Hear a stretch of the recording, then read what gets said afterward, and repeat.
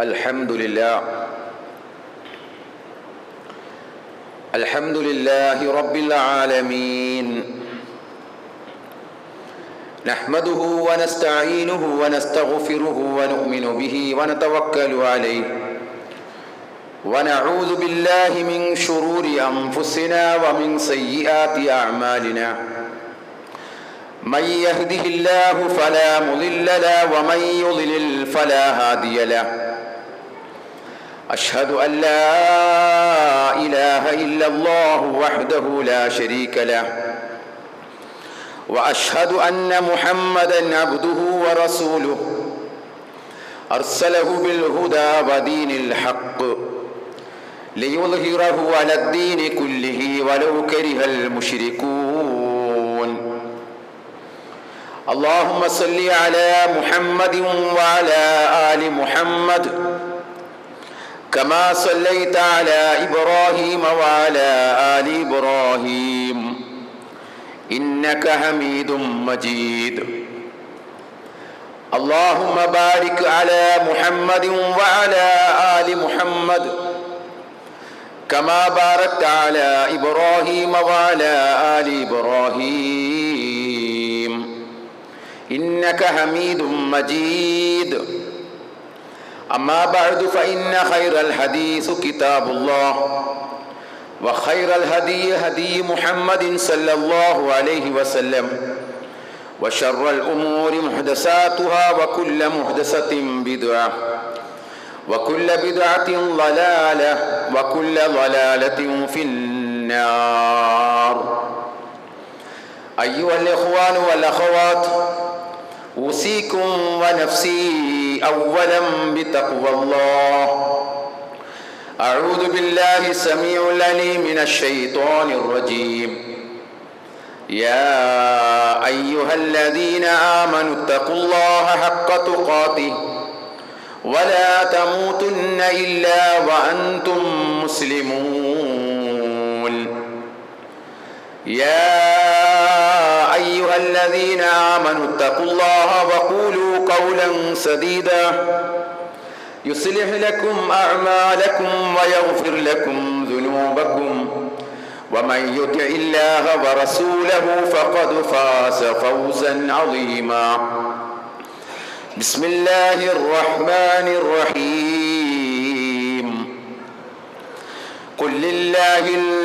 قل لله الشفاعة جميعا له ملك السماوات والأرض ثم إليه ترجعون ഏറെ പ്രിയമുള്ള സഹോദരന്മാരെ, സഹോദരികളെ, സത്യവിശ്വാസികളെ, വിശ്വാസിനികളെ, പ്രപഞ്ച സൃഷ്ടാവായ റബ്ബുൽ ആലമീനായ അള്ളാഹുവിൻ്റെ വിധി വിലക്കുകൾ ജീവിതത്തിൽ പാലിച്ചുകൊണ്ട് തഖ്വയുള്ളവരായി ജീവിക്കണമേ എന്ന് എന്നെയും നിങ്ങളെയും ഈ സന്ദർഭത്തിൽ ഓർമ്മപ്പെടുത്തുകയാണ്, ഉപദേശിക്കുകയാണ്, തഖ്വ കൊണ്ട് വസിയത്ത് ചെയ്യുകയാണ്. അല്ലാഹു സുബ്ഹാനഹു വ തആല നമ്മെ എല്ലാവരെയും അവൻ ഇഷ്ടപ്പെടുന്ന അവൻ്റെ യഥാർത്ഥ സജ്ജനങ്ങളിൽ ഉൾപ്പെടുത്തി അനുഗ്രഹിക്കുമാറാവട്ടെ. മുഹമ്മദ് മുസ്തഫ സല്ലല്ലാഹു അലൈഹി വസല്ലമയുടെ മദ്ഹ് പാടുന്നതും പറയുന്നതുമായി ബന്ധപ്പെട്ടുകൊണ്ടുള്ള സംസാരമാണ് നമ്മൾ കേട്ടുവന്നത്. മുഹമ്മദ് മുസ്തഫ സല്ലല്ലാഹു അലൈഹി വസല്ലമയുടെ മദ്ഹ് പറയുന്നത് ഇസ്ലാമിൽ ഒരു തെറ്റല്ല, ഒരു ഇസ്ലാമിൽ നിന്നും പുറത്തു പോകുന്ന കാര്യമല്ല. പ്രത്യേകിച്ച് മുഹമ്മദ് മുസ്തഫ സല്ലല്ലാഹു അലൈഹി വസല്ലമയുടെ അപദാനങ്ങൾ, നബിയെ സംബന്ധിച്ചുള്ള വാഴ്ത്തിപ്പറയുകൾ, അതെല്ലാം ഒരു വിശ്വാസിയെ സംബന്ധിച്ചിടത്തോളം അനുവദിക്കപ്പെട്ട കാര്യമാണ്, അറിയപ്പെട്ട കാര്യമാണ്. പല മഹാന്മാരും പ്രവാചകന്റെ പേരിൽ മദ്ഹ് പാടിയതായിട്ട് ചരിത്ര ഗ്രന്ഥങ്ങളിലൊക്കെ നമുക്ക് കാണാവുന്നതാണ്. എന്നാൽ എവിടെയാണ് തെറ്റ്, എവിടെയാണ് മദ്ഹുമായി ബന്ധപ്പെട്ടുകൊണ്ട് പ്രവാചകന്റെ പേരിൽ മദ്ഹു പറയുമ്പോൾ തെറ്റുന്നത് എവിടെയാണ്? അതാണ് നമ്മൾ കഴിഞ്ഞ ഖുതുബകളിലൂടെ കേട്ടുവന്നു. പ്രവാചകൻ സല്ലല്ലാഹു അലൈഹി വസല്ലമയ്ക്ക് ഇല്ലാത്ത ഗുണം, നബി പഠിപ്പിക്കാത്ത കാര്യം, അത് നബിയുടെ പേരിൽ ആരോപിക്കുക, നബി പറയാത്തത് പറഞ്ഞു എന്ന് പറയുക, അവിടെയാണ് നാം ഒക്കെ ശ്രദ്ധിക്കേണ്ട കാര്യം. പല മദ്ഹുകളും പ്രവാചകന്റെ പേരിൽ ചൊല്ലിപ്പാടുന്ന പല മദ്ഹു ഗീതങ്ങളും ഇസ്ലാമിൽ നിന്ന് തന്നെ പുറത്തു പോകുന്ന കാര്യമാണ്. അതിൻ്റെ അർത്ഥങ്ങളൊക്കെ, ചില കവിതകൾ, ചില വരികൾ നമ്മൾ കഴിഞ്ഞ ഖുതുബകളിലൂടെ കേട്ടു. അതിൻ്റെ അർത്ഥം കേട്ടപ്പോഴാണ് മനസ്സിലായത് പലർക്കും അർത്ഥമറിയുകയില്ല എന്നുള്ളതാണ്. എന്താണ് ഈ ചൊല്ലുന്നത്, എന്താണ് പാടുന്നത്, താൻ പറയുന്നത് എന്താണ്, അത് നമുക്കറിയില്ല. നമ്മളൊരു പദ്യം കിട്ടിയപ്പോൾ അത് ചൊല്ലുകയാണ്, അല്ലെങ്കിൽ കൂട്ടത്തിൽ ചൊല്ലുകയാണ്. പക്ഷേ ഇത് എൻ്റെ ദീനിനെ ബാധിക്കുന്ന കാര്യമാണോ, എൻ്റെ ആദർശത്തെ ബാധിക്കുന്നതാണോ എന്ന് ആരും മനസ്സിലാക്കാതെയാണ് പലരും ഇതൊക്കെ ഏറ്റു ചൊല്ലി നടക്കുന്നു. എന്നാൽ അത് വലിയ ഗൗരവമുള്ള വിഷയമാണ്. പ്രവാചകൻ സല്ലല്ലാഹു അലൈഹി വസല്ലമ തന്നെ നമുക്ക് പഠിപ്പിച്ചു തന്നതാണ്. മൻ യഖുൽ അലയ്യ മാലം അഖുൽ ഫൽയതബവ്വ മഖ്അദഹു മിനന്നാർ. റവാഹുൽ ബുഖാരി. ഇമാം ബുഖാരി റിപ്പോർട്ട് ചെയ്യുന്ന ഹദീസാണ്. പ്രവാചകൻ പറഞ്ഞു, മൻ യഖുൽ അലയ്യ മാലം അഖുൽ, ഞാൻ പറയാത്തത് ആരെങ്കിലും എൻ്റെ പേരിൽ പറഞ്ഞാൽ ഫൽയതബവ്വ മഖ്അദഹു മിനന്നാർ, അവൻ നരകത്തിൽ ഒരു സീറ്റ് ഉറപ്പിച്ചു കൊള്ളട്ടെ, അവന്റെ ഇരിപ്പിടം നരകമാണെന്ന് അവൻ അറിഞ്ഞുകൊള്ളട്ടെ എന്ന് അല്ലാഹുവിന്റെ റസൂൽ സല്ലല്ലാഹു അലൈഹി വസല്ലം പഠിപ്പിക്കുകയാണ്. സഹോദരങ്ങളെ, നബി പറയാത്തതും പഠിപ്പിക്കാത്തതുമായ എത്രയോ കെട്ടുകഥകളാണ് പ്രവാചകന്റെ പേരിൽ ഇങ്ങനെ ആരോപിക്കുന്നത്. എന്ന് മാത്രമല്ല, പല ഈ മദ്ഹുകളും നബിയോടാണ് പ്രാർത്ഥിക്കുന്നത്, നബിയോട് നേരിട്ട് വിളിച്ച് പ്രാർത്ഥിക്കുന്ന പ്രാർത്ഥനകളാണ് പലരും. പ്രവാചകനെ പുകഴ്ത്തി പുകഴ്ത്തി പുകഴ്ത്തി ഇപ്പം എവിടെയാണ് എത്തി നിൽക്കുന്നതെന്ന് പോലും പറയാൻ പറ്റാത്ത അവസ്ഥയിലാണ്. അല്ലാഹുവിനേക്കാൾ ഉയരത്തിലായി പ്രവാചകന്റെ സ്ഥാനം. അങ്ങനെയാണോ? ഇതാണോ മദ്ഹ്? ഇപ്പോൾ ഈ നബിദിന ദിനങ്ങളുമായിട്ടൊക്കെ ബന്ധപ്പെട്ടുകൊണ്ട് ചില പണ്ഡിതന്മാരുടെ പ്രസംഗങ്ങളൊക്കെ എത്രമാത്രം വികൃതമായിട്ടാണ്. അവരുടെ ഉദ്ദേശം എന്താണ്? പ്രവാചകനെ പുകഴ്ത്തുക എന്നുള്ളത്. പക്ഷേ അത് പ്രവാചകന്റെ വ്യക്തിത്വത്തിന് ഒരിക്കലും യോജിക്കുന്നതല്ല. പ്രവാചകന്റെ വ്യക്തിത്വത്തിന് കളങ്കം ചാർത്തുന്നതാണ് ആ വർത്തമാനങ്ങളും പ്രസംഗങ്ങളും ഒക്കെ. ഇപ്പോൾ ഒരു മുസ്ലിയാരുടെ പ്രസംഗം എന്താണ്? ഈ ഒരു ഭാര്യയും ഭർത്താവും പോകുന്നു. പ്രവാചകൻ സല്ലല്ലാഹു അലൈഹി വസല്ലമ ആ പോകുന്ന ഭാര്യയും ഭർത്താവും പോകുമ്പോൾ ആ ഭാര്യയെ ഒന്ന് നോക്കിയാൽ പ്രവാചകന് ആ സ്ത്രീയെ ഇഷ്ടപ്പെട്ടാൽ ഉടനെ തൊലാക്ക് ചൊല്ലണമോ? എന്ത് വർത്താനമാണ് ഈ പറയുന്നത്? ഇതാര് പറഞ്ഞതാ? ഉടനെ തൊലാക്ക് ചൊല്ലണം. ഇതൊക്കെ പറയുകയാണ്. ഇത് മറ്റുള്ളവരുടെ കയ്യിൽ കിട്ടിയാൽ എന്താകും? അല്ലെങ്കിൽ തന്നെ പ്രവാചകനെ സംബന്ധിച്ചിടത്തോളം പ്രവാചകൻ അങ്ങനെയായിരുന്നു ഇങ്ങനെയായിരുന്നു, ധാരാളം കല്യാണം കഴിച്ചു, അല്ലേ? പിന്നെ എന്തൊക്കെ വൃത്തികേടുകളാണ് പ്രവാചകന്റെ പേരിൽ ഈ ശത്രുക്കൾ ആരോപിക്കുന്നത്. പല കാര്യങ്ങളും. അക്കൂട്ടത്തിലാണ് ഈ അകത്ത് നിന്ന് കൊണ്ട് തന്നെ ആയുധം വടി കൊടുക്കുന്നത്. പ്രവാചകനെ അപമാനിക്കാൻ വേണ്ടി, അവഹേളിക്കാൻ വേണ്ടി വടി കൊണ്ട് കൊടുക്കുകയാണ്, ഇതാ അടിച്ചോളാൻ പറയുക. അങ്ങനെ പ്രവാചകൻ പറഞ്ഞിട്ടുണ്ടോ? അങ്ങനെ പ്രവാചകന് ഇഷ്ടപ്പെട്ടാൽ അങ്ങനെയാണോ? അങ്ങനെ ഏതെങ്കിലും പ്രവാചകന്റെ ജീവിതത്തിൽ അങ്ങനെ ഉണ്ടായിട്ടുണ്ടോ? ഒരിക്കലും അങ്ങനെയൊന്നും സംഭവിച്ചിട്ടില്ല. ഇങ്ങനെ പറയുകയാണ്, പ്രവാചകന്റെ പേരിൽ മദ്ഹിന്റെ പേരിൽ ഇങ്ങനെ ഓരോന്നും പറയുക. അപ്പൊ സഹോദരങ്ങളെ, ഇത്തരത്തിൽ ഈ ജാതി വർത്തമാനങ്ങൾ, പ്രസംഗങ്ങളൊക്കെ ഇങ്ങനെ നടക്കുകയാണ് പ്രവാചകന്റെ മദ്ഹിന്റെ പേരിൽ. അക്കൂട്ടത്തിലാണ് പ്രവാചകനെ തന്നെ നേരിട്ട് വിളിച്ചു പ്രാർത്ഥിക്കുന്നു. നമ്മളൊക്കെ കേട്ടില്ലേ ഈ സ്വലാത്ത് മജ്ലിസ് എന്നൊക്കെ പറഞ്ഞിട്ട്, പ്രത്യേകിച്ചും റമദാൻ മാസത്തിന്റെ അവസാനത്തിൽ എല്ലാവരും ഇച്ചിരി കാശുമായിട്ടൊക്കെ നിൽക്കുന്ന സമയമാണല്ലോ. ഇച്ചിരി കാശ് ഒരു ബർക്കത്തുള്ള മാസമാണ്, എല്ലാവരുടെ കയ്യിലൊക്കെ ഇച്ചിരി കാശും ഒക്കെ വരുന്ന മാസമാണ് ഈ റമദാൻ മാസം എന്ന് പറയുന്നത്. അപ്പൊ അവിടെ ഒരു പ്രത്യേകമായ ശ്രദ്ധ ഈ മുസ്ലിയാക്കന്മാർക്ക് വന്നു. അപ്പോൾ എന്ത് ചെയ്തു? ഏതെങ്കിലും ഒരു ഭാഗത്ത് ആളുകളെ വിളിച്ചു കൂട്ടുക, എന്നിട്ട് റസൂലിന്റെ പേരിൽ മദ്ഹ്, സ്വലാത്ത് നഗർ എന്നൊക്കെ പേരിൽ സ്വലാത്ത് ചൊല്ലുക എന്നൊക്കെ പറഞ്ഞ് ഈ ആളുകളെ വിളിച്ചു കൂട്ടിയിട്ട് എന്താ ചെയ്യുന്നത്? അവിടെ നടക്കുന്നത് നബിയോട് ഈ ജനങ്ങളെ കൊണ്ട് പ്രാർത്ഥിപ്പിക്കുകയാണ്. നബിയോട് പ്രാർത്ഥിക്കുന്നു, നബിയെ ഞങ്ങളിതാ വന്നിരിക്കുന്ന നബിയെ, ഞങ്ങളെ കാണുന്നില്ലേ നബിയെ, ഞങ്ങളെ നോക്കുന്നില്ലേ നബിയെ, ഞങ്ങൾ വല്ലാതെ കഷ്ടത്തിലാണ് നബിയെ, മക്കളെ കെട്ടിക്കാനുണ്ട് നബിയെ, എല്ലാം നബിയെ ഏൽപ്പിക്കുക. പിന്നെ അള്ളാഹു ആരാണ്? എല്ലാം നബിയോട് എല്ലാം. പിന്നെ വേറൊരു മുസ്ലിയാര് ഇങ്ങനെ പ്രാർത്ഥിക്കാണ്, ഉപ്പാപ്പ ഉപ്പാപ്പ, എല്ലാം തങ്ങളുപ്പാപ്പ എല്ലാം നബിയെ ഉപ്പാപ്പ വിളിച്ച് ഏൽപ്പിക്കുന്നു. എന്നിട്ട് ഈ കൗമ് ആമീൻ ആമീൻ എന്ന് പറയുന്നു.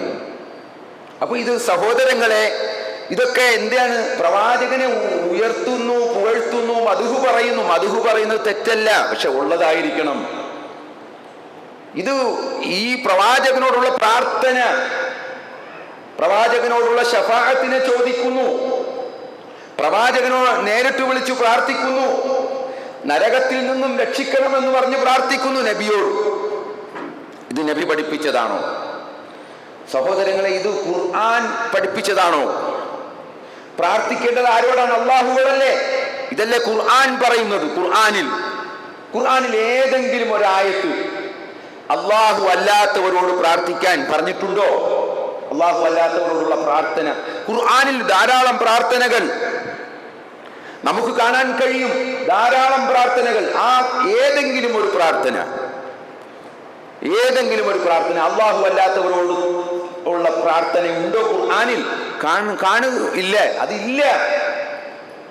എല്ലാവരും അള്ളാഹുവോടാണ് പ്രാർത്ഥിച്ചിരുന്നത്. പ്രവാചകന്മാർ, അമ്പിയാക്കൾ മുഴുവനും അള്ളാഹുവോടാണ് പ്രാർത്ഥിച്ചിരുന്നത്. എന്നാൽ പല പ്രമുഖരായ പ്രവാചകന്മാരുണ്ടല്ലോ. ഖലീലുല്ലാഹ് ഇബ്രാഹിം അലൈഹിസ്സലാത്തു വസ്സലാം, അള്ളാഹുവിനെ പ്രിയപ്പെട്ട കൂട്ടുകാരൻ എന്ന് വിശേഷിപ്പിക്കപ്പെട്ട ഇബ്രാഹിം അലൈഹിസ്സലാത്തു വസ്സലാം, അദ്ദേഹത്തോട് ആരെങ്കിലും വിളിച്ചു പ്രാർത്ഥിച്ചിട്ടുണ്ടോ? അദ്ദേഹത്തെ പ്രാർത്ഥിച്ചിട്ടുണ്ടോ? ആ പ്രവാചകനോട് പ്രാർത്ഥിച്ചിട്ടുണ്ടോ? ഈസാ നബിയോട് പ്രാർത്ഥിച്ചിട്ടുണ്ടോ? മുഅ്മിനീങ്ങൾ, വിശ്വാസികൾ ഖുർആനിലുണ്ടോ? അങ്ങനെ ഇല്ല. അപ്പോ ഈ പ്രാർത്ഥനകൾ ഖുർആനിനെതിരാണ്. ഖുർആനിൽ അല്ലാഹു സുബ്ഹാനഹു വ തആല പറയുകയാണ്, വമൻ യഗ്ഫിറു ദുനൂബ ഇല്ലല്ലാഹ്, പാപങ്ങൾ പൊറുക്കാൻ അല്ലാഹു അല്ലാതെ മറ്റാരാണുള്ളത്? അല്ലേ?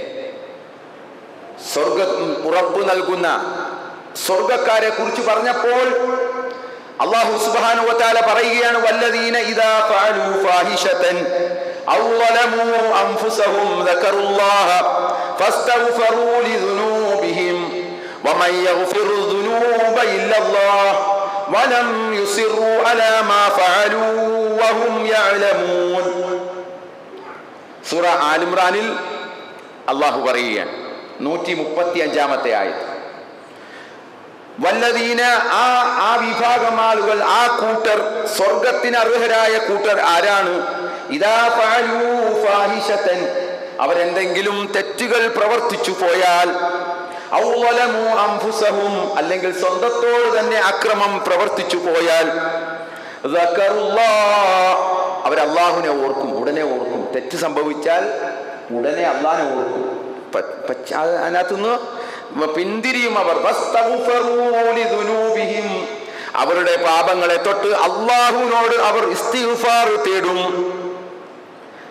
ഇസ്തിഗ്ഫാർ അല്ലാഹുവിനോട് തേടും. വിശ്വാസികളുടെ സ്വർഗം കൊണ്ട് സന്തോഷ വാർത്ത അറിയിക്കപ്പെട്ട ആ വിശ്വാസികളെ കുറിച്ച് അല്ലാഹു പറയുകയാണ്. എന്നിട്ട് അല്ലാഹു പറയുകയാണ്, വമൻ യഗ്ഫിറു ദുനൂബ ഇല്ലല്ലാഹ്, പാപങ്ങൾ പൊറുക്കാൻ അല്ലാഹു അല്ലാതെ മറ്റാരാണുള്ളത്? വലം യുസിറു അലാ മാ ഫഅലു വഹും യഅലമൂൻ, അവർ അറിഞ്ഞുകൊണ്ട് ആ തെറ്റിൽ ഉറച്ചു നിൽക്കുകയില്ല. തെറ്റാണെന്ന് മനസ്സിലായി കഴിഞ്ഞാൽ പിന്നെ ആ തെറ്റിൽ അവർ ഉണ്ടാവുകയില്ല. അവർ ആ തെറ്റിൽ നിന്നും പിന്മാറും, അവർ മാറും, പശ്ചാത്തപിച്ചു മടങ്ങും, അള്ളാഹുവിനോട് ഇസ്തിഗ്ഫാർ തേടും. അള്ളാഹുവിനോട്. ഇവിടെ നോക്കുക സഹോദരങ്ങളെ, ആരാണ് പാപങ്ങൾ പൊറുക്കുന്നവനെന്ന് പറഞ്ഞത്? അള്ളാഹു അല്ലാതെ പാപങ്ങൾ പൊറുക്കാൻ ആരുണ്ട് എന്ന്. എന്നിട്ടാണ് നബിയെ വിളിച്ച് പറയുന്നത്, നബിയെ വിളിച്ച് പ്രാർത്ഥിക്കുന്നത്. നമ്മുടെ കൗമ് അവരെ കൊണ്ട് അങ്ങ് നിർബന്ധിപ്പിക്കുകയാണ് ഈ പട്ടാളം, അല്ലേ? ഈ പട്ടാളക്കാർ എന്താണ് ചെയ്യുന്നത്? അവരെ കൊണ്ട് നിർബന്ധിപ്പിച്ച് ചൊല്ലിക്കുകയാണ്, അവരെ കൊണ്ട് നിർബന്ധിച്ച് ആമീൻ പറയിപ്പിക്കുകയാണ്. എന്താണ്? ശഫാഅത്തിനെ ചോദിക്കുന്നു, അല്ലേ? ശഫാഅത്തിനെ ചോദിക്കുന്നു നബിയോട്. നബിക്ക് ശഫാഅത്ത് ഉണ്ടല്ലോ. അപ്പോൾ ആ ശഫാഅത്ത് ഇവിടെ ഇരുന്നോണ്ടും നമ്മൾ ചോദിക്കുകയാണ്, നബിയോട് ചോദിക്കുകയാണ്. അശ്ശഫാഅത ഹബ്ലന ഫിൽ ഖിയാമത്തി മുഷ്ഫിഖ വഹ്ലന ഇല്ലായ സയ്യിദി ഖൈറൻ നബി, അല്ലേ? ഇതാണ് അശ്ശഫാഅത ഹബ്ലന. ആ ശഫാഅത്ത് നബിയെ എനിക്ക് നൽകണേ, പ്രദാനം ചെയ്യണേ. ശഫാഅത്ത്, നിങ്ങളുടെ ശഫാഅത്ത് എനിക്ക് നൽകണേ. ഫിൽ ഖിയാമത്തി മുഷ്ഫിഖ, ഏതാണ്? ആ നാളിൽ, ഖിയാമത്ത് നാളിൽ, ആ പ്രയാസമുള്ള ആ ഖിയാമത്ത് നാളിൽ, വളരെ പ്രയാസം നിറഞ്ഞ ആ നാളിൽ നബിയെ അങ്ങയുടെ ശഫാഅത്ത് എനിക്ക് നൽകണേ നബിയെ. വഹ്ലനായ, ആ ശഫാഅത്ത് എങ്ങാനും നഷ്ടപ്പെട്ടു പോയാൽ ഞാൻ നശിച്ചു പോകും നബിയെ. സയ്യിദി ഖൈറൻ നബി, നബിയോടാണ് ശഫാഅത്തിന് ചോദ്യം. ആര് പഠിപ്പിച്ചു ഇങ്ങനെ പറയാൻ, ഇങ്ങനെ പ്രാർത്ഥിക്കാൻ, നബിയോട് പ്രാർത്ഥിക്കാൻ, ശഫാഅത്തിനെ ചോദിക്കാൻ ആര് പഠിപ്പിച്ചു? നബി സല്ലല്ലാഹു അലൈഹി വസല്ലം പറഞ്ഞോ? നബിക്ക് ശഫാഅത്ത് ഉണ്ടെന്നുള്ള കാര്യം ഉറപ്പാണ്. പക്ഷെ ആ ശഫാഅത്ത് ചോദിക്കേണ്ടത് അല്ലാഹുവിനോടാണ്, അല്ലേ? ആ ശഫാഅത്ത് നമ്മൾ തേടേണ്ടത് അല്ലാഹുവിനോടാണ്. എങ്ങനെയാണ് പ്രാർത്ഥിക്കുക? അല്ലാഹുവേ, നാളെ ശഫാഅത്ത് ലഭിക്കുന്നവരുടെ കൂട്ടത്തിൽ എന്നെയും പടച്ചവനെ ഉൾപ്പെടുത്തണേ. പടച്ചവനോടാണ് തേടേണ്ടത്. ഖുർആൻ ആയത്തിൽ പറയുന്നു, വത്തഖൂ യൗമൻ, നിങ്ങൾ ഒരു ദിവസത്തെ സൂക്ഷിച്ചു കൊള്ളുക. ലാ തജ്സി നഫ്സുൻ അൻ നഫ്സിൻ ഷൈഅൻ വലാ യുഖ്ബലു മിൻഹാ അദ്ലുൻ വലാ തൻഫഉഹാ ശഫാഅത്തുൻ വലാ ഹും യുൻസറൂൻ. വത്തഖൂ യൗമൻ, ഒരു ദിവസത്തെ നിങ്ങൾ സൂക്ഷിച്ചു കൊള്ളണം. ലാ തജ്സി നഫ്സുൻ അൻ നഫ്സിൻ ഷൈഅ, ഒരാൾക്കും മറ്റൊരാൾക്ക് വേണ്ടി ഒരു ഉപകാരവും ചെയ്തു കൊടുക്കാൻ പറ്റാത്ത ദിവസം. ഒരാൾക്ക്, അല്ലാഹ് പറയുകയാണെങ്കിൽ, ഒരാൾക്കും ഒരു ഉപകാരവും ചെയ്തു കൊടുക്കാൻ പറ്റാത്ത ദിവസം. അല്ലാഹ് പറഞ്ഞ പിന്നെ അതിന്റെ അപ്പുറമുണ്ടോ? സഹോദരങ്ങളെ, നമ്മൾ മനസ്സിലാക്കേണ്ടതില്ലേ? എന്നിട്ട് അല്ലാഹു പറയണ, വലാ യുഖ്ബലു മിൻഹാ അദ്ലുൻ, ആരിൽ നിന്നും ഒരു പ്രായശ്ചിത്തവും സ്വീകരിക്കാത്ത ദിവസം. ഒരു പ്രായശ്ചിത്തവും അന്ന് സ്വീകരിക്കുകയില്ല. പലരും പറഞ്ഞു നോക്കും, ഞാൻ എൻ്റെ മക്കളെ തന്നേക്കാം, എൻ്റെ സമ്പത്ത് മുഴുവനും തന്നേക്കാം, എല്ലാം തന്നേക്കാം, റബ്ബേ എന്നെ ഒന്ന് രക്ഷപ്പെടുത്തണേ എന്ന് പറഞ്ഞു പോകുന്ന ദിവസം ഒരു പ്രായശ്ചിത്തവും അല്ലാഹു സ്വീകരിക്കുകയില്ല. തുടർന്ന് അല്ലാഹു പറയുകയാണ്, വലാ തൻഫഉഹാ ശഫാഅത്തുൻ, ഒരു ശുപാർശയും പ്രയോജനപ്പെടാത്ത ദിവസം. എന്താ? ശഫാഅത്ത് പ്രയോജനം ചെയ്യുകയില്ല. ഒരാളുടെയും ശഫാഅത്ത് പ്രയോജനം ചെയ്യപ്പെടാത്ത ദിവസം, ആ ദിവസത്തെ നിങ്ങൾ സൂക്ഷിക്കുക. വലാഹും യുൻസറൂൻ, ആർക്കും ഒരു സഹായവും ലഭിക്കാത്ത ദിവസം. അപ്പൊ അതാണ് ശഫാഅത്തിനെ സംബന്ധിച്ച് ഖുർആൻ പറയുന്നത്, അള്ളാഹ് പറയുന്നത് അതാണ്.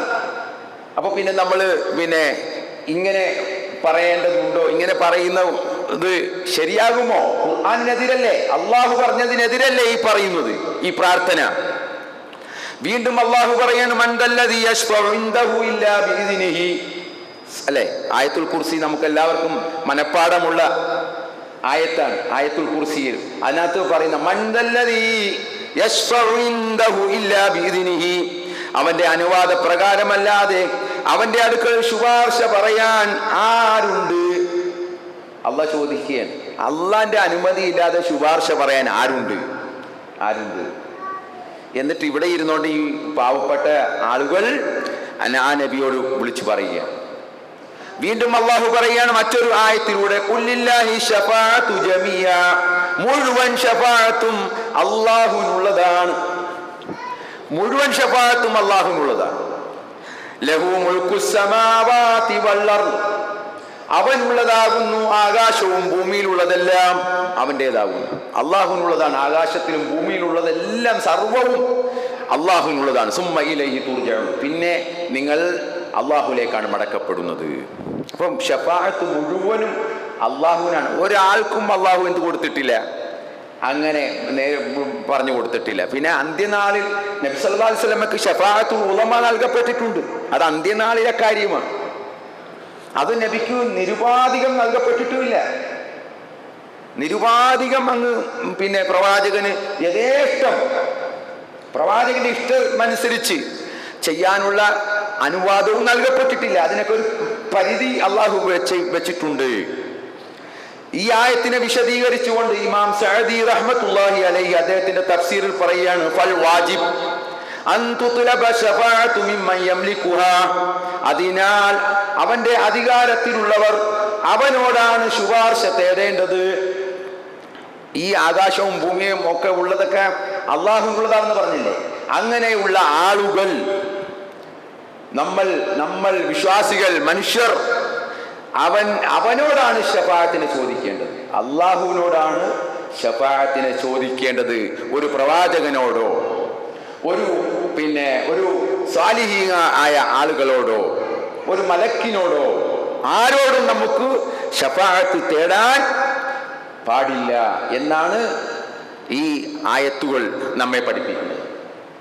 മഹാനായ ഇബ്രാഹിം നബി അലൈഹി സ്വലാത്തു വസ്സലാമയുമായി ബന്ധപ്പെട്ടുകൊണ്ട് ഇമാം ബുഖാരി റിപ്പോർട്ട് ചെയ്യുന്ന ഒരു ഹദീസ് കാണാം. 3350 ആയത്ത്. ഇബ്രാഹിം നബിയും പിതാവും നാളെ പരലോകത്ത് വെച്ച് കണ്ടുമുട്ടുന്നുണ്ട്. നാളെ പരലോകത്ത് അവർ തമ്മിൽ കണ്ടുമുട്ടുകയാണ്. അപ്പോൾ കണ്ടുമുട്ടുമ്പോൾ സ്വാഭാവികമായിട്ടും വാപ്പായും മകനും കാണുമ്പോൾ ഇബ്രാഹിം നബി അലൈഹി സ്വലാത്തു വസ്സലാം പിതാവിനോട് പറയുകയാണ്, ഞാൻ പറഞ്ഞില്ലേ നിങ്ങൾ എന്നെ അനുസരിക്കാൻ, എന്നെ ധിക്കരിക്കരുതെന്ന് ഞാൻ പറഞ്ഞിരുന്നില്ലേ? അപ്പോ പിതാവ് അവിടെ വെച്ച് പറയുകയാണ്, ഞാൻ ഇനി മേലെ നിന്നെ ധിക്കരിക്കുകയില്ല, നിന്നെ അനുസരിച്ചോളാം എന്ന രീതിയിൽ വർത്തമാനം പറയുക. അപ്പോൾ ഇബ്രാഹിം നബി അലൈഹി സ്വലാത്തു വസ്സലാം അള്ളാഹുവിനോട് പറയുകയാണ്, അള്ളാഹുവേ, യാ റബ്ബ് ഇന്നക വഅദ്തനി അൻ ലാ തുഖ്സിയനി യൗമ യുബഅസൂൻ ഫഅയ്യ ഖുസാമിൻ അബിൽ അബ്വദ്. പടച്ചവനെ, ജനങ്ങളെ ഉയർത്തെഴുന്നേൽപ്പിക്കപ്പെടുന്ന ദിവസം എന്നെ അപമാനിക്കുകയില്ലെന്ന് നീ എന്നോട് വാഗ്ദാനം ചെയ്തിട്ടുള്ളതാണല്ലോ.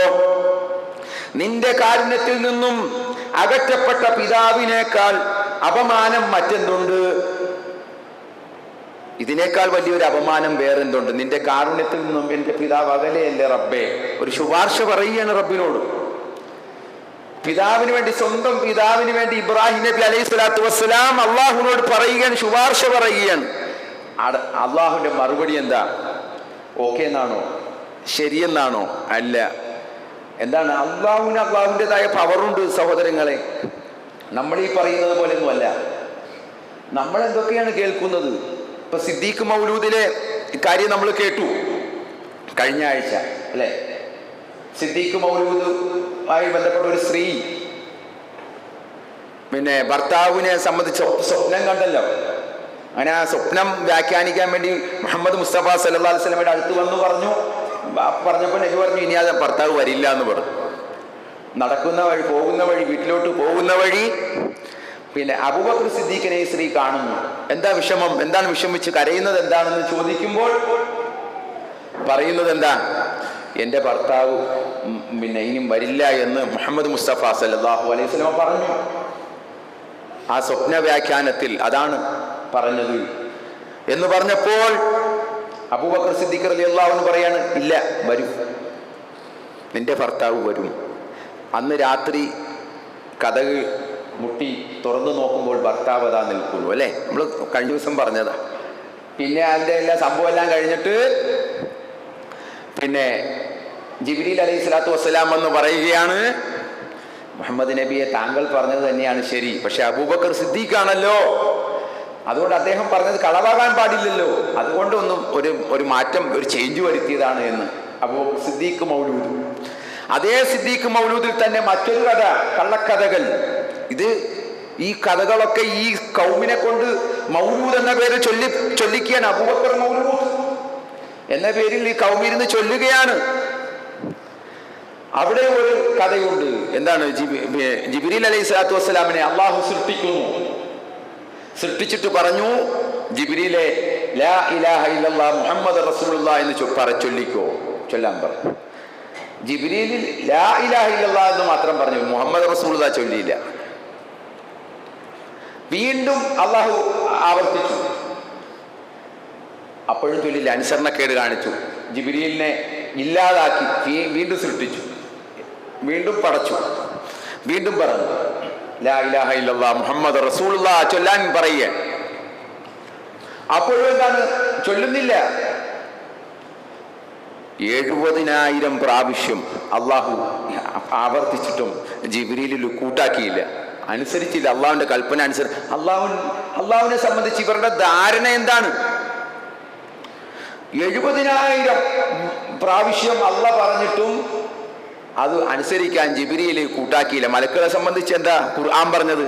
ലാ യഅസൂനല്ലാഹ മാ അമറഹു വയഫ്അലൂന മാ യുമറു. അവരോട് കൽപ്പിക്കുന്ന കാര്യങ്ങളിൽ അവർ എതിർ പ്രവർത്തിക്കയില്ല എന്നാണ് മലക്കുകളെ സംബന്ധിച്ച് ഖുർആൻ പറഞ്ഞത്. സിദ്ദീഖ് മൗലൂദിൽ എഴുതി വച്ചിരിക്കുന്നത് എന്താണ്? ഈ ജാതി കഥകളാണ്.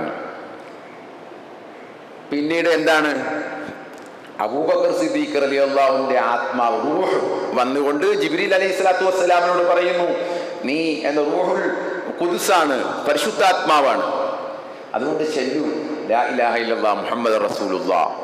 അപ്പോൾ ജിബ്രീൽ അലൈഹി സ്വലാം ചൊല്ലി എന്നാണ് എഴുതി വച്ചിരിക്കുന്നത്. അബൂബക്കർ സിദ്ദീഖ് റളിയല്ലാഹുവിന്റെ മഹത്വം മൗലൂദിലൂടെ പ്രകടിപ്പിക്കുകയാണ്. ഇങ്ങനെ ഈ ജാതി കഥകളാണ്. ഇതിൽ നമ്മൾ വിശ്വസിക്കണോ? ഇതാണോ ഇസ്ലാം? ഇങ്ങനെ ആണോ ഇസ്ലാം നമ്മളെ അഖീദ പഠിപ്പിച്ചിട്ടുള്ളത്? അള്ളാഹുവിനെ സംബന്ധിച്ചിട്ടുള്ള ധാരണ എന്താണല്ലേ? പല ഷെയ്ഖന്മാർ, ഇപ്പോൾ ഈ മൊഹിദി ഷേഖിന്റെ ഒന്നും കേൾക്കുന്നില്ല, ഇപ്പൊ പുതിയ ഷെയ്ഖുമാരാണ്. മൊഹിദി ഷേഖ് എന്താണ് ആയിട്ട് ബന്ധപ്പെട്ട് കുറെ കഥകളുണ്ട്. ഈ കൗബം വന്ന് മൊഹിദി ഷേഖിനെ ചുറ്റിയതായിട്ടൊക്കെ അല്ലേ, റിഫായി ഷേഖിനെ മൊഹിദി ഷേഖിനെയൊക്കെ കൗബം തന്നെയും ചുറ്റി. കഅബ ഇങ്ങോട്ട് വന്ന് ചുറ്റിയെന്ന്. സാധാരണ എന്താണ് തവാഫ് ചെയ്യുന്നത്, നമ്മൾ കഅബത്തെ ചുറ്റണമെന്നാണല്ലോ. പക്ഷേ ഈ കഥയിൽ മാലക്കാരൻ എഴുതി വച്ചിരിക്കുന്നത് കഅബം അദ്ദേഹത്തെ വന്നു ചുറ്റിയെന്ന്. അങ്ങനെ കുറേ കെട്ടുകഥകൾ. ഇതൊക്കെ ഇസ്ലാമിന്റെ പേരിൽ, മുസ്ലിങ്ങളുടെ പേരിലാണിത്, ഇസ്ലാമിന്റെ പേരിലാണ്. ഇത് അംഗീകരിക്കാൻ നമുക്ക് സാധിക്കുമോ? അപ്പോൾ ഈ ജാതി കഥകൾ ഇതിനകത്ത് വന്ന് നിൽക്കുകയാണ്. അതുകൊണ്ട് സഹോദരങ്ങളെ, ഇബ്രാഹിം നബി അലൈഹി സ്വലാത്തു വസ്സലാം അള്ളാഹുവിനോട് പറയാണ്, യാ റബ്ബ് ഇന്നക വഅദ്തനി അൻ ലാ തഖ്സിയനി യൗമ യുബഅസൂൻ ഫഅയ്യു അഖ്സാ മിൻ അബിൽ അബ്വദ്. നിന്റെ വാഗ്ദാനം സത്യമാണല്ലോ, നിന്റെ കാരുണ്യത്തിൽ നിന്നും അകറ്റപ്പെട്ട പിതാവിനേക്കാൾ അപമാനം മറ്റെന്തുണ്ട് എന്ന് ചോദിക്കുമ്പോൾ ഫയഖൂലുല്ലാഹു തആല, അള്ളാഹു അപ്പോൾ പറയുന്ന മറുപടി, ഇന്നി ഹറംതുൽ ജന്ന അലൽ കാഫിരീൻ, അവിശ്വാസികൾക്ക് ഞാൻ സ്വർഗം നൽകുകയില്ല, അവിശ്വാസികൾക്ക് ഞാൻ സ്വർഗം ഹറാമാക്കിയിരിക്കുകയാണ്, അവിശ്വാസികൾക്ക് ഒരിക്കലും സ്വർഗം നൽകുകയില്ല ഇബ്രാഹിമേ എന്ന് പറയുകയാണ്. സുമ്മ യുഖാലു യാ ഇബ്രാഹിം മാ തഹ്ത റിജ്ലൈക, ഓ ഇബ്രാഹിം നിന്റെ കാലിന്റെ അടിയിൽ എന്താകുന്നു എന്ന് പറഞ്ഞാൽ താഴെ എന്താണ് നോക്കൂ, നീ നിൽക്കുന്ന സ്ഥാനത്ത് താഴോട്ട് നോക്കാൻ പറഞ്ഞു. അപ്പോൾ ഇബ്രാഹിം അലൈഹിസ്സലാം കാണുന്നത് പിതാവ് ആസർ ഒരു കഴുതപ്പുലിയുടെ രൂപത്തിൽ ചോര പുരണ്ട് നിൽക്കുന്നു.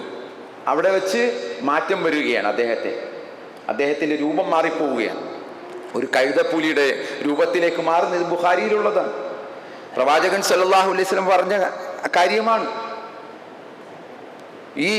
ഇതാണ് കഥ എന്ന് പറയുന്നത്, ബുഖാരി റിപ്പോർട്ട് ചെയ്യുന്ന ഹദീസാണ്. അപ്പോൾ ഒരു പ്രവാചകനായിട്ട് പോലും പിന്നീട് അദ്ദേഹത്തെ നരകത്തിലേക്ക് വലിച്ചെറിയുന്നുണ്ട്. ഒരു പ്രവാചകനായിട്ട് പോലും സ്വന്തം പിതാവിനെ രക്ഷിക്കാൻ കഴിഞ്ഞില്ല, ശുപാർശ പറഞ്ഞിട്ട് അള്ളാഹ് സ്വീകരിച്ചില്ല. അപ്പോൾ നമ്മൾ മനസ്സിലാക്കേണ്ടത് എന്താണ്?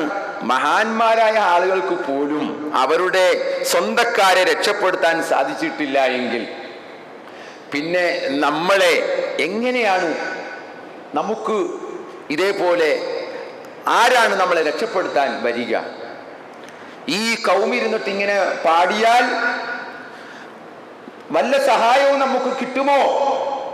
ഇല്ല. അപ്പോൾ ഷഫാഅത്ത് എന്താണ് എന്ന് നമ്മൾ മനസ്സിലാക്കേണ്ടത്. ഷഫാഅത്തിനെ സംബന്ധിച്ച് അന്ത്യനാളിൽ അന്ത്യനാളിൽ അല്ലാഹു സുബ്ഹാനഹു വ തആല പ്രത്യേകമായി നൽകപ്പെടുന്ന ഷഫാഅത്താണ്. പ്രവാചകന് മാത്രം ലഭിക്കുന്ന ഒരു മഹത്വമാണത്. അതിനെക്കുറിച്ചൊക്കെ ഹദീസുകളിൽ ധാരാളമുണ്ട്. മനുഷ്യരെല്ലാവരും വിയർപ്പിൽ നിന്ന് പ്രയാസപ്പെടുന്ന ഘട്ടത്തിൽ മനുഷ്യരെല്ലാവരും ഇങ്ങനെ നിൽക്കുകയാണ് മഹ്ശറാ മുറ്റത്ത്, പൊരിവെയിലിൽ നിൽക്കുന്ന ഘട്ടത്തിലാണ് പലരോടും പല നബിമാരെയും ജനങ്ങൾ സമീപിച്ചു നോക്കും. പക്ഷെ അവരൊക്കെ ഓരോരോ കാരണങ്ങൾ പറഞ്ഞ് അവർ അവസാനം നബി സല്ലല്ലാഹു അലൈഹി വസല്ലമയുടെ അടുക്കലേക്ക് വരികയാണ്. അങ്ങനെ നബി സല്ലല്ലാഹു അലൈഹി വസല്ലമ എന്ത് ചെയ്യാണ്? അള്ളാഹുവിനോട് സുജൂദിൽ വീഴുന്നു. അത് കാലങ്ങൾ, വർഷങ്ങൾ സുജൂദിൽ വീണുകൊണ്ട് അവസാനം അള്ളാഹു പറയാണ്, മുഹമ്മദെ തല ഉയർത്തു, ശുപാർശ പറഞ്ഞോളൂ. അപ്പോഴാണ് വിചാരണക്കെടുക്കുന്നത്. അതാണ് ഷഫാഅത്തുൽ ഉളമ എന്ന് പറയുന്നത്, ഏറ്റവും വലിയ ഷഫാഅത്ത്. അത് പ്രവാചകൻ അള്ളാഹു നൽകിയതാണ്. അപ്പൊ ഈ ഷഫാഅത്ത് ഉള്ളതാണ്. പക്ഷേ ഷഫാഅത്ത് ചോദിക്കേണ്ടത് ആരോടാണ്? അള്ളാഹുവിനോട് മാത്രമായിരിക്കണം. ഷഫാഅത്തിനെ ചോദിക്കേണ്ടത് അള്ളാഹുവിനോടാണ്, പ്രാർത്ഥിക്കേണ്ടത് അള്ളാഹുവിനോടാണ്. നരകത്തിൽ നിന്ന് രക്ഷപ്പെടാൻ നബിയോടല്ല പ്രാർത്ഥിക്കേണ്ടത്, അല്ലേ? ഇബാദുർ റഹ്മാന്റെ കാര്യം അറിയാം. പടച്ചവൻ കാരുണ്യകന്റെ ദാസന്മാർ എന്ന് പറയുന്ന കുറെ വിശേഷണങ്ങൾ പറയുന്ന കൂട്ടത്തിൽ അവരുടെ പ്രാർത്ഥന എടുത്തു പറയണം. റബ്ബന സ്രിഫ് അന്നാ അദാബ ജഹന്നം ഇന്ന അദാബഹാ കാന ഗറാമ ഇന്നഹാ സാഅതു മുസ്തഖറൻ വ മുഖാമ. റബ്ബന സ്രിഫ് അന്നാ അദാബ ജഹന്നം. പടച്ചവനെ, റബ്ബേന്നാണ്, നബിയോടല്ല, ഏതെങ്കിലും നബിയോടല്ല, റബ്ബിനോടാണ് അവർ ദുആ ചെയ്യുന്നത്. ആ പരമകാരുണ്യകന്റെ ദാസന്മാർ നബിയോടല്ല, മറിച്ച് റബ്ബിനോടാണ് തേടേണ്ടത്.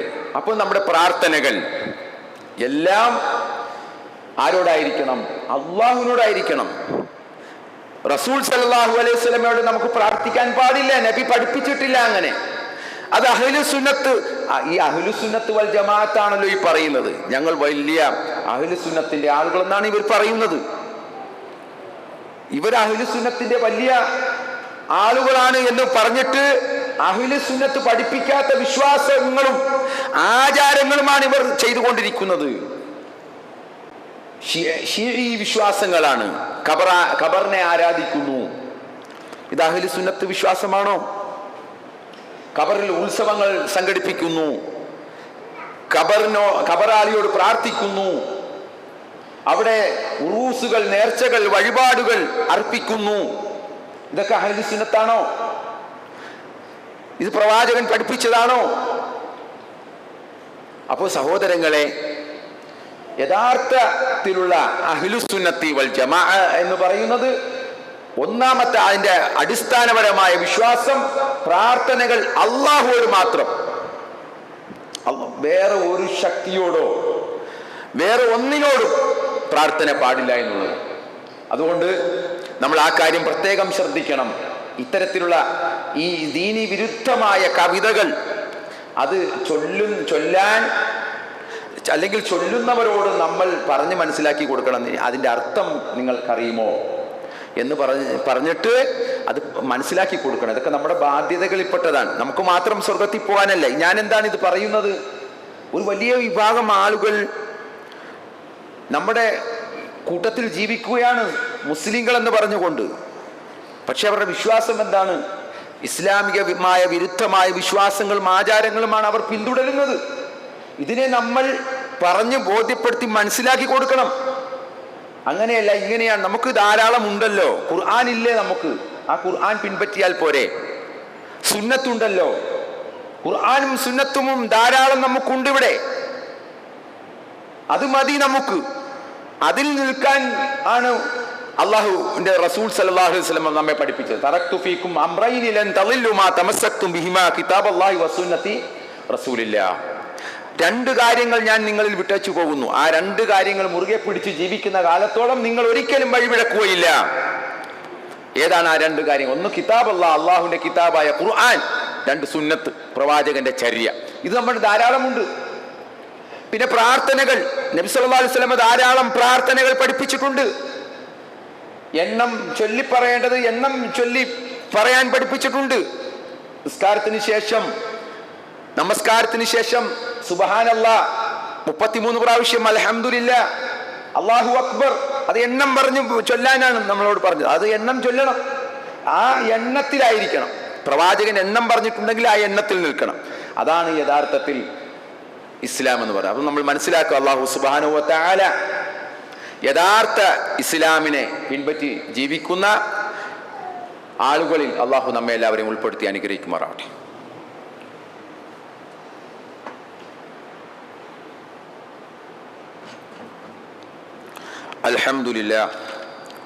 അൽഹംദുലില്ലാഹി റബ്ബിൽ ആലമീൻ വൽ ആഖിബത്തു ലിൽ മുത്തഖീൻ വസല്ലല്ലാഹു അലാ നബിയിൽ മുർസലീൻ വഅലാ ആലിഹി വഅസ്ഹാബിഹി അജ്മഈൻ. അമ്മാ ബഅദ്, ഇത്തഖുല്ലാഹ ഇബാദുല്ലാഹ്.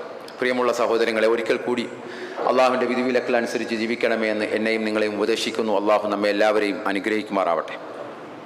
സഹോദരങ്ങളെ, ഷഫാഅത്തിനെ സംബന്ധിച്ചാണ് നമ്മൾ പറഞ്ഞത്. ആ ഷഫാഅത്ത് അന്ത്യനാളിൽ ആർക്കാണ് ലഭിക്കുക എന്ന് വളരെ കൃത്യമായി ഹദീസിലൂടെ പ്രവാചകൻ നമുക്ക് പഠിപ്പിച്ചു തരികയാണ്.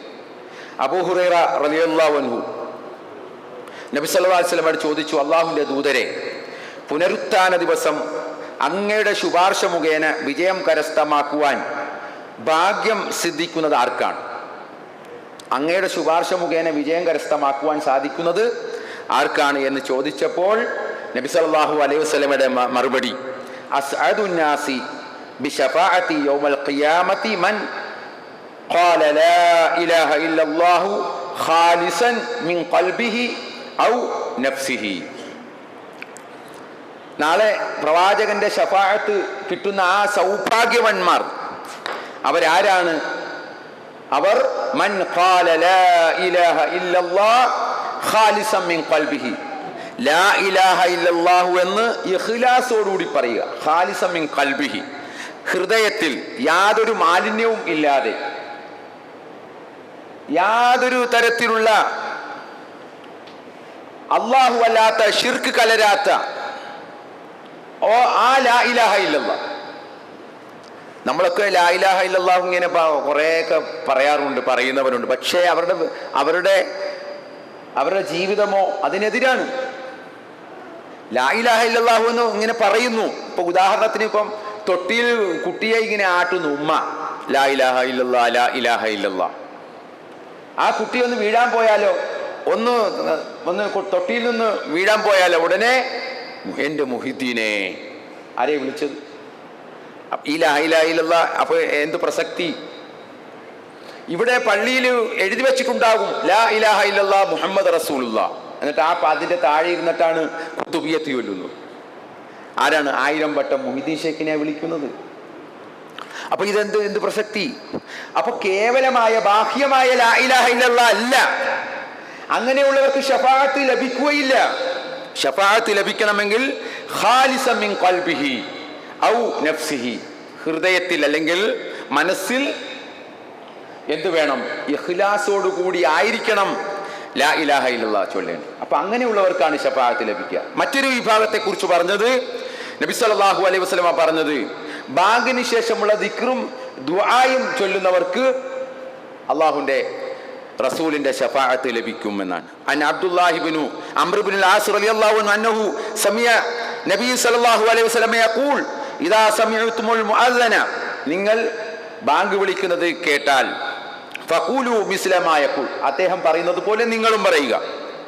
സുമ്മ സല്ലു അലയ്യ സ്വലാത്തൻ, പിന്നെ നിങ്ങൾ എൻ്റെ പേരിൽ സ്വലാത്ത് ചൊല്ലുക.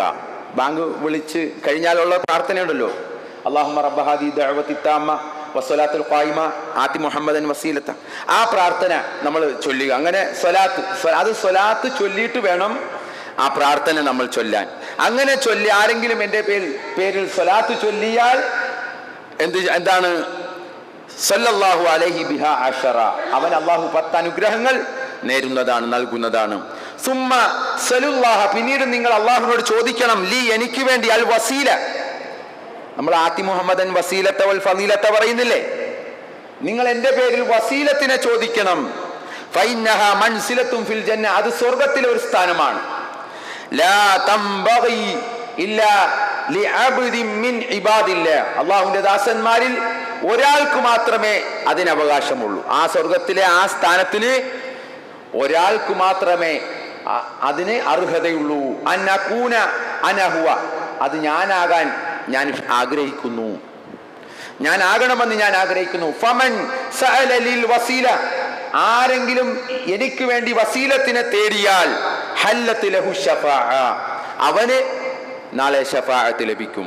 അപ്പൊ സഹോദരങ്ങളെ, ബാങ്കിന് ശേഷമുള്ള ദുആ, ആ പ്രാർത്ഥന, അതിൽ സ്വലാത്ത് ചൊല്ലിക്കൊണ്ടുള്ള ആ ദുആ നമ്മൾ പൂർണ്ണമായിട്ടും ചൊല്ലിയാൽ, വസീല, നബിക്ക് വേണ്ടി വസീലത്തിനെ തേടിയാൽ നമുക്ക് ആ ശഫാഅത്തിന് അർഹതയുണ്ട് എന്നാണ് ഈ ഹദീസിലൂടെ പ്രവാചകൻ സല്ലല്ലാഹു അലൈഹി വസല്ലമ നമുക്ക് പഠിപ്പിച്ചു തരുന്നത്. അപ്പോൾ ആ രീതിയിൽ നമ്മൾ ഈ കാര്യങ്ങളൊക്കെ കൃത്യമായിട്ട് നമ്മുടെ ജീവിതത്തിലേക്ക് കൊണ്ടുവരണം. സ്വലാത്ത് ധാരാളം ചൊല്ലണം, സ്വലാത്തിനെ വർദ്ധിപ്പിക്കണം. അത് നമ്മുടെ ജീവിതത്തിൽ ഖൈറും ബർക്കത്തും ഉണ്ടാകും. നാളെ അല്ലാഹുവിന്റെ റസൂലിന്റെ ശഫാഅത്തിന് നമ്മളെ അർഹനാക്കപ്പെടും.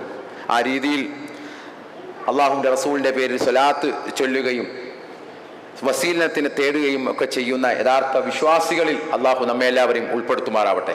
നമ്മിൽ നിന്നും വന്നുപോയ ചെറുതും വലുതുമായ പാപങ്ങൾ അല്ലാഹു നമുക്ക് പുറത്ത് മാപ്പ് നൽകുമാറാവട്ടെ. എല്ലാവിധ പരീക്ഷണങ്ങളിൽ നിന്നും ആപത്തുകളിൽ നിന്നും അല്ലാഹു നമ്മെ കാത്തുരക്ഷിക്കുമാറാവട്ടെ. ഇസ്ലാമിൻ്റെ ശത്രുക്കളായ ആളുകളിൽ നിന്നും അല്ലാഹു നമ്മെ എല്ലാവരെയും, ലോകത്ത് ജീവിക്കുന്ന മുഴുവൻ വിശ്വാസികളെയും അല്ലാഹു കാത്തുരക്ഷിക്കുമാറാവട്ടെ. ഫലസ്തീനികളായ ആളുകൾ പ്രയാസം അനുഭവിക്കുന്നു, അവർ കൊല്ലപ്പെടുന്നു, അവർ പീഡിപ്പിക്കപ്പെടുന്നു, ക്രൂരമായി അവർ ആക്രമിക്കപ്പെടുന്നു.